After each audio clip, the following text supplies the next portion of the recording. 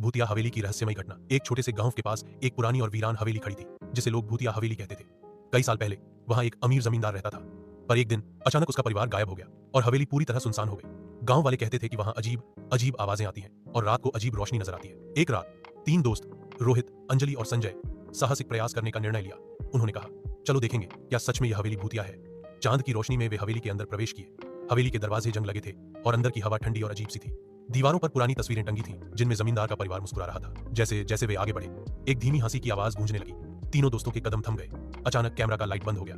संजय ने हिम्मत करके पूछा, कौन है? एक गूढ़ आवाज आई, तुम यहाँ क्यों आए हो? डर के बावजूद अंजलि बोली, हम सच जानने आए हैं। कुछ सेकंड की चुप्पी के बाद हवेली में हल्की कंपन हुई। एक तस्वीर की आंखें चमक उठी। अचानक तेज रोशनी चमकी और तीनों बेहोश हो गए। जब वे होश में आए तो वे हवेली के बाहर खड़े थे। हवेली अब बस एक पुरानी खंडहर बन चुकी थी। कैमरा में केवल एक धुंधली तस्वीर थी, एक डरावना चेहरा। गांव लौटते समय तीनों की धड़कनें तेज थीं, पर उन्हें एहसास था कि उस हवेली का रहस्य अब कभी नहीं खुल पाएगा। गरीब बहू का जादुई घास का एसी। एक छोटे से गांव में सरिता अपनी बहू और अपने गरीब परिवार के साथ रह रही थी।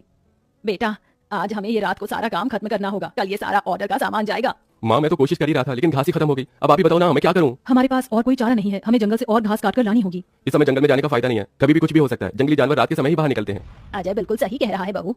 अरे माँ जी, हम 2 लोग अगर जाएंगे तो कोई जानवर पास नहीं आएगा और फिर इतनी जल्दी कोई जानवर हमला नहीं करता। हमें ये ऑर्डर कल देना है, आप ये भी तो सोचिए। लेकिन बहू, माँ जी आप चिंता मत कीजिए, कुछ नहीं होगा। बस आप बच्चों के पास ही रहना और उनका ख्याल रखना। अगर ये ऑर्डर नहीं गया तो बच्चों के लिए हम गर्मी से बचने के लिए कूलर भी नहीं खरीद पाएंगे।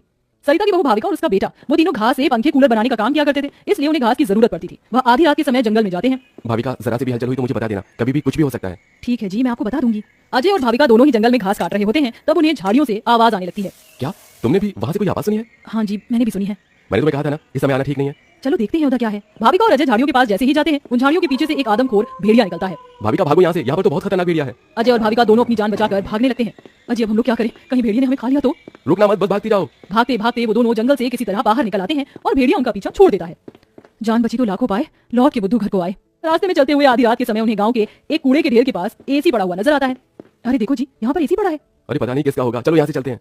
मुझे लगता है किसी ने ऐसी डाल दिया होगा। मैं तो कहती हूँ इसे लेकर चलते हैं। भाविका अजय को एसी ले जाने के लिए मना लेती है, जिसके बाद वो दोनों उस एसी को घर ले आते हैं। तुम दोनों तो घास लेने गए थे, ये क्या लेकर आ गए हो?